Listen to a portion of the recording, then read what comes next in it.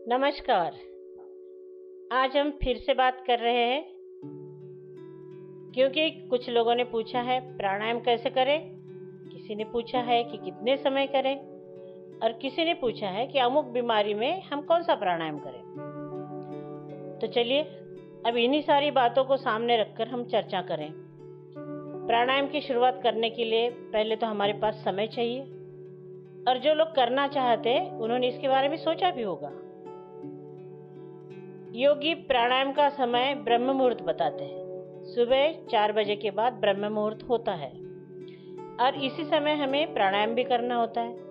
इस समय ऑक्सीजन की मात्रा ज़्यादा होती है। हमारा शरीर इस समय प्रचुर मात्रा में ऑक्सीजन को एब्जॉर्ब करता है और ऑक्सीजन का इंटेक हमारे शरीर में बढ़ता है। मगर हमारी जीवन शैली इस चौखट में नहीं बैठती। हमारा दैनंदिन जीवन, हमारा काम, हमारा देर रात जगने का क्रम हमें इतनी सुबह उठने नहीं देता। तो हम जब भी नींद से उठते हैं और प्रातः विधि से निवृत्त होते हैं, ब्रश कर लेते हैं, तो पानी पीकर हम प्राणायाम की शुरुआत कर सकते हैं। चाय वाय प्राणायाम करने के बाद पीना है।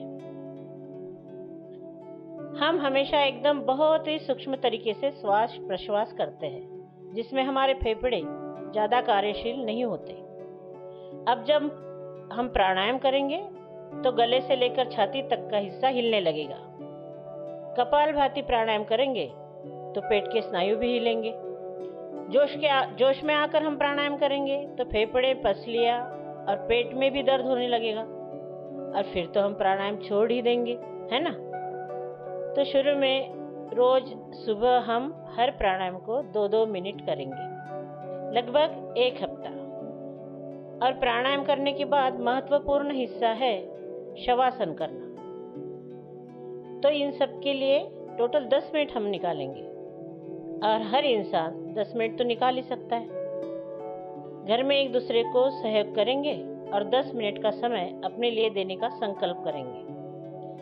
अभी हर एक के मोबाइल में स्टॉप वॉच है। 2-2 मिनट का अलार्म हम लगा सकते हैं।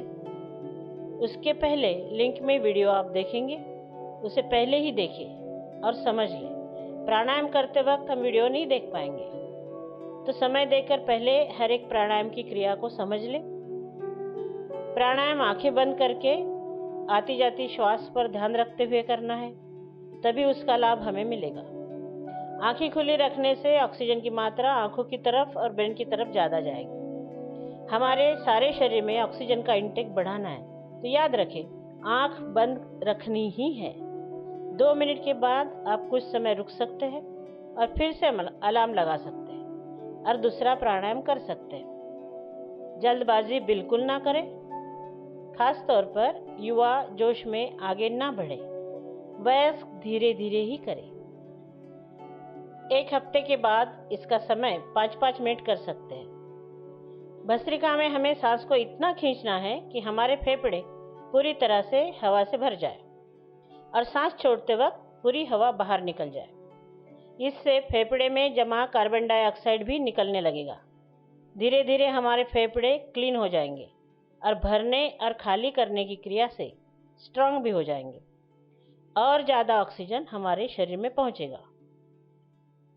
कपालभाति में हमें पेट को फोर्स के साथ अंदर धकेलना है, जिससे पूरी हवा बाहर निकलेगी। सांस लेने की प्रक्रिया अपने आप होगी। 1 सेकंड में 1 स्ट्रोक हमें करना है। आंखें बंद और ध्यान नीचे ऊपर होने वाले पेट पर रहना जरूरी है। और अनुलोम विलोम। अनुलोम विलोम में हमें राइट नासिका को राइट हाथ के अंगूठे से धीरे से बंद करना है और लेफ्ट नासिका से वायु को जोर से अंदर खींचना है। सांस को छोड़ते वक्त लेफ्ट नासिका को मध्यमा और अनामिका से, यानी बीच वाली उंगली और उसके नजदीक की उंगलियों से बंद करके राइट से सांस को छोड़ना है। यह हुआ एक तरफ से। अब लेफ्ट को वैसे ही मध्यमा और अनामिका उंगली से बंद रखकर राइट नासिका से सांस को खींचना है और सांस भरने के बाद राइट पर अंगूठा वैसे ही रखकर लेफ्ट से सांस को छोड़ना है और इसी क्रम को दोहराना है। समय का ध्यान रखें, आंखें बंद रखें और प्राणायाम के बाद शवासन करें। शवासन यानी पीठ को जमीन से लगाकर रिलैक्स स्थिति में लेट जाना, आंखें बंद, सिर्फ पड़े रहे। और यह सब उन लोगों के लिए था जो सुबह समय निकाल सकते हैं। कुछ लोग बहुत ही व्यस्त होते हैं, प्राणायाम करना चाहते हैं मगर झुंझला जाते हैं कि टाइम ही नहीं है, क्या करें। तो उनके लिए मेरे पास एक रेमेडी है कि सुबह ब्रश करते ही सिर्फ 5 मिनट निकाल ले और कपालभाति प्राणायाम कर ले। यह प्राणायाम खाली पेट ही करना होता है और चाय पीने का समय थोड़ा आगे सरका दे, 15-20 मिनट बस। इस प्राणायाम में हमारे पेट के स्नायु में हलचल होती है, जिसमें क्लीनिंग की प्रोसीजर शुरू हो जाती है। तो आंतों को अपना काम करने दें। हाँ, आप पानी भी पी सकते हैं। अब दूसरा प्राणायाम है अनुलोम विलोम। इस प्राणायाम को तो आप खाना खाने के 2 घंटे बाद भी कर सकते हैं। स्वयं इस समय को चुनें कि आप कब कर सकते हो और एक समय को फिक्स कर लें। फिक्स करना इसलिए ज़रूरी है कि मन बार बार टालम टोल करेगा और हम कभी नहीं कर पाएंगे। और जब तक हम इसको जीवन का हिस्सा नहीं बना लेते तब तक तो सिर्फ 5 मिनट करना है। किसी भी काम को हम 5 मिनट तो रोक ही सकते हैं। और तीसरा प्राणायाम है भस्त्रिका। इसे शाम को खाना खाने के आधा घंटा पहले तक कर सकते हो। यह एडजस्टमेंट उन लोगों के लिए है जिनके पास समय है ही नहीं। प्राणायाम के बाद शवासन करना जरूरी होता है, इसे स्किप नहीं करना है। नीचे दी गई लिंक में प्राणायाम कैसे करना है यह रामदेव बाबा बता रहे हैं। अभी सिर्फ प्राणायाम पर ही ध्यान दें और बार बार देखकर सही तरीके से प्राणायाम करने का प्रयास करें। औषधि की तरफ ध्यान न दें। आप अगर कोई भी मेडिसिन ले रहे हैं, एलोपैथी या होम्योपैथी, उसे अभी शुरू ही रखें। एक आयुर्वेदिक दवा सबके लिए समान रूप से काम नहीं करती। आयुर्वेद के अनुसार मनुष्य में 3 तरह की प्रवृत्ति और प्रकृति होती है, वात, पित्त और कफ। इसी के अनुसार दवाएं दी जाती है। इसलिए सिर्फ सुनकर आप दवाएं नहीं खरीदें, उसके लिए आपको वैद्य से डायग्नोसिस करवाना होगा। कितनी भी हर्बल चीजें हो, सबको सूट नहीं होती। नीचे जमीन पर बैठने की आदत डालें।